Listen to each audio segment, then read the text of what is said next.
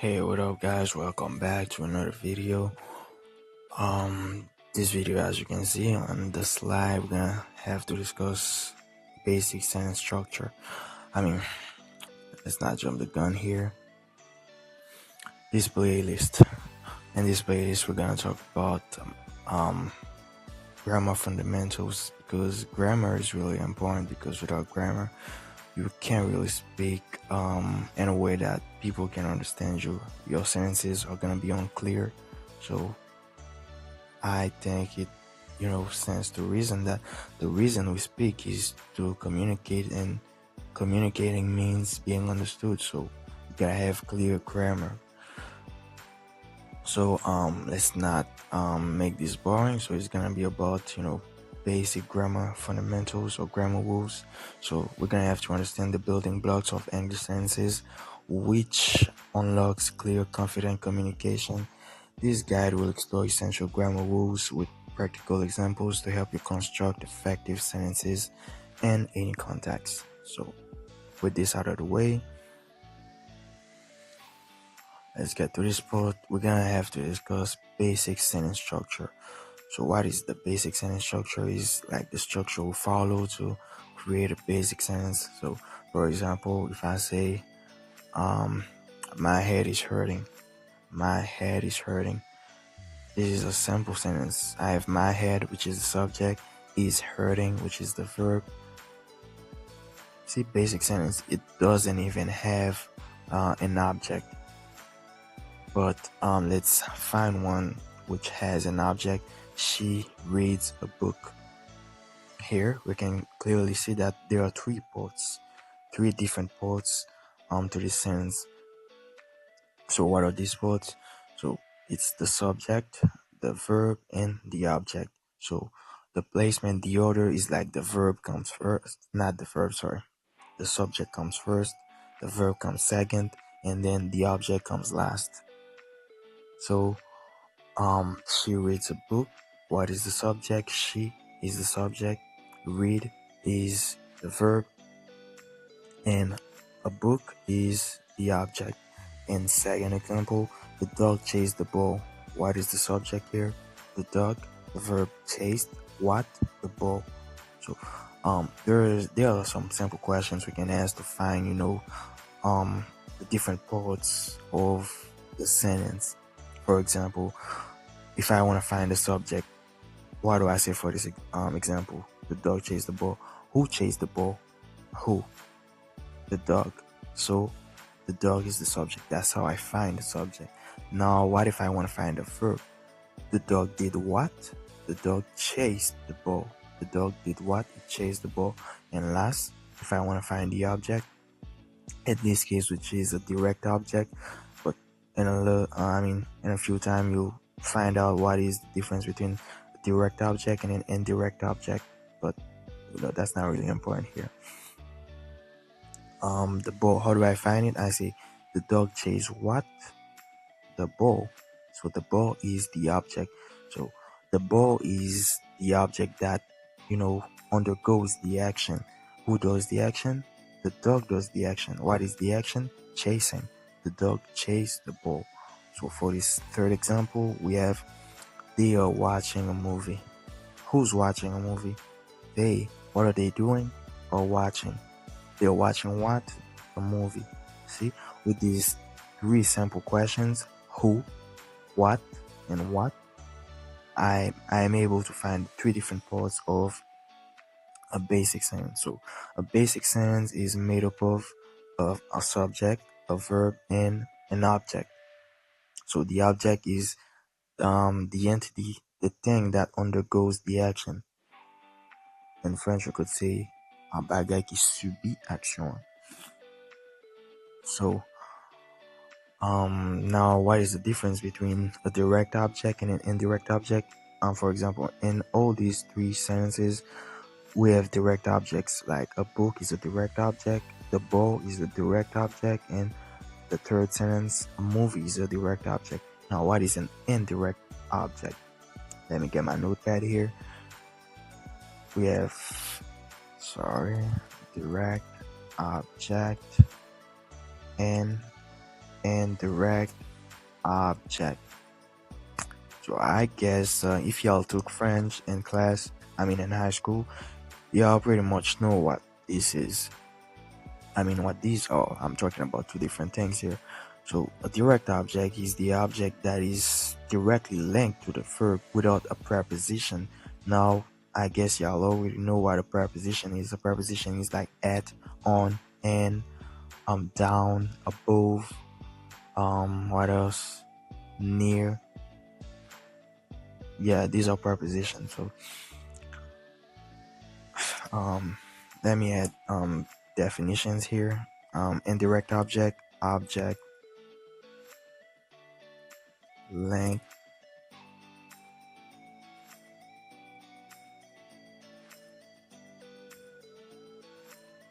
preposition. For example, at, in, on, above, down. Okay, now what is a direct object? Object linked to the verb directly without a preposition. No preposition for direct object, and yes, we have prepositions for an indirect object. So let me give you example sentences. So for direct object, I've already given you three already. So he's eating a mango. She's watching watching a movie. So in these two sentences, can anybody tell me which one is the object? He's eating a mango. What is the object here? How do I find it? He's eating what? A mango. Mango is the object. So is there a preposition here between this the verb here and mango? No. A is an article, indefinite article, not a preposition. And here she is watching what? A movie. Movie is a direct object here. There's no preposition. But let me give you now an example of an indirect object. For example, he was going, god damn it, he was going down the street. So he was going where? Down the street. So this is a place. Street is a place, an object of place here. So why is it an indirect object? The reason is simple, because down is a preposition here, because he was going where? Down the street. I can say he was going the street. Let's say I take this away, it doesn't make any sense, right? So I have to put down the street. So down is like the thing that links this noun here, this verb. So this is an indirect object. It's not linked directly to the verb, as in he's eating a mango. There's no preposition here. Let me give you another example.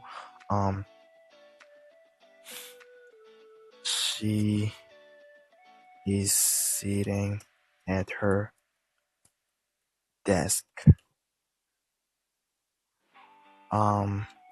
They're going they're going to Brazil. Yep, capital letter. Sorry, Brazil. I'm not even sure that's how we spell it. Brazil. Is it an S or Z? Yeah, it's a Z. Yeah, it's a Z, I think. I mean, forgive me if I'm wrong. So in these last two sentences, she's sitting at her desk. She's sitting where? At her desk. So see, so at is the thing that links her desk to sitting. I can't say she's sitting her desk. Doesn't make any sense, right? So I have to say she's sitting at her desk. That's the preposition we use for this place.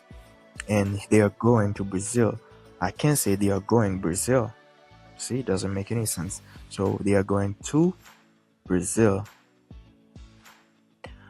Yeah, so I guess it's clear. So direct object is an object linked to the verb directly without a preposition. That's a simple definition, by the way.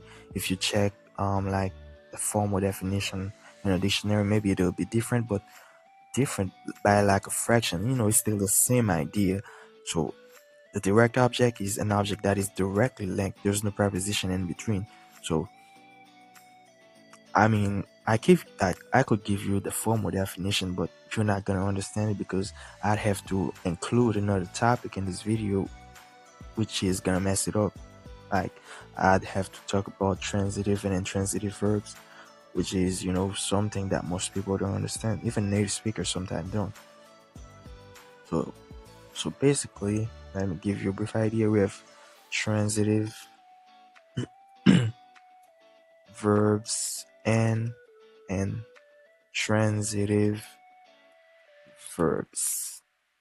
See? In English, we have these two types of verbs. So what is an example of a transitive verb? Like eat, um watch, watch, uh speak.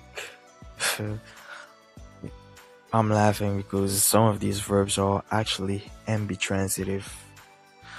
Well, like I said, it's really complicated. Ambitransitive, as you might guess, these are verbs that are both transitive and intransitive at the same time. So it's an example of eat being a transitive verb is if I say I'm eating what can I say? I'm eating rice, I'm eating a mango, I'm eating vegetables, I'm eating fruits. These are all examples. But I can say, well, the situation was so complicated that I can feel it was eating away at me. It was chipping away at me. It was eating me like from the inside. So this is a collocation.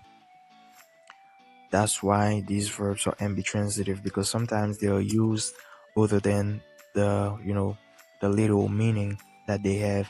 Sometimes they have different meaning than their literal meaning. So either way either way at when you eat away at something, when something eats away at you, that means that thing is devouring you, it's eating you. Maybe a situation like anxiety, stress, anything that is like consuming your energy, it's eating away at you. I can use an example for watch, like watch out. See, watch out. Hey, you gotta watch out on those streets. What else? Watching over the kids. Since I left work, I left their nanny to watch over them. There was a nanny at home watching over the kids. Watch over on someone. See, these are all idiomatic expressions or sometimes collocations, but like I said, I didn't want to include this in the video because it's kind of complicated. So y'all can forget about, if you want, you can take notes because this not, I haven't given you the full story behind this, verbs like being transitive, intransitive, and ambitransitive. But if you want, y'all can take notes, but, it's not really important right now. Let's forget about them. Down the abyss, get lost. Y'all not important right here. Anyway, we talked about direct object and indirect object. So direct object is basically an object linked to the verb directly without a preposition, and an indirect object is an object linked to the verb by a preposition. For example, at, on, and, above, down, beyond. I can use, there are a lot of prepositions out there, and it's one topic that we'll have to cover in another video because I can't stress enough how important prepositions are in this language, because once you start dealing with things like idiomatic expressions, collocations, without a proper understanding of prepositions, you'll always struggle. Like you'll say, why do we say give up and given? And let's say if I want to say I want to give up about a situation, is it correct? no, I want to give up on that situation. On is the most common used preposition. That's why we call a collocation. A collocation is basically two words that are most often used together. Like um, man, I can't think of an example. Okay, I have some examples here. Um, where they eat away at, watch over someone, look out for someone, interested in something. Not we don't say interested on or at something. We say interested in something, and we say good at something, but we do not say good on or in something. Nah. See, so these are collocations. So we use good and at together. We always use them together. Like I'm good at that. I'm good at this. I'm skilled at speaking English. I'm skilled at grammar. I'm skilled at cybersecurity. I'm skilled at football. I'm good at football. Good at basketball. Things like that. I'm good singer. I'm good at singing. See, so these are different. This is what we call collocations. But anyway, these are the things to master: indirect object and indirect object, and a basic sentence structure: subject, verb, object. This is the basic one, like I said, fundamental. But what if what about the complicated sentences you hear native speakers say all the time? I can think of one right now. Let's say an example of a complex sentence is I genuinely wanted to go and man, it's complex, but I want to make it more complex.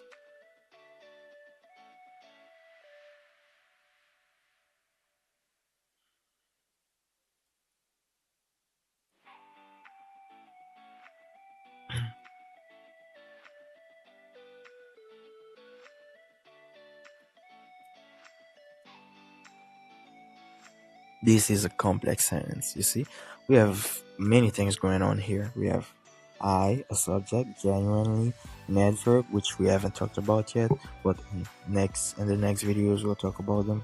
Wanted, the verb to go, which is a verb to. In this case, see, a complex sentence involves a lot of things. Like this is, two types. Like how we link two verbs together. Like want to go. This is a collocation too. We don't say want go. I want go. No, we say want to go or wanna go, which is a contraction. By the way, want to or wanted to. I wanted to go, but if it's in the present tense, we say I wanna go as a contraction. And there, which is an adverb of place. So bad, which is an adverb of intensity. When a conjunction, it can be used as an adverb too, but it's mostly a conjunction. And he said that, which is another sentence, and the sentence is like a clause and then a second clause. But anyway, so we see it's kind of complicated here. The things to remember are direct object and indirect object, basically. So that was all. See you in the next video. In the next video, we're gonna talk about adverbs. Interesting, right? So see you next time. Peace.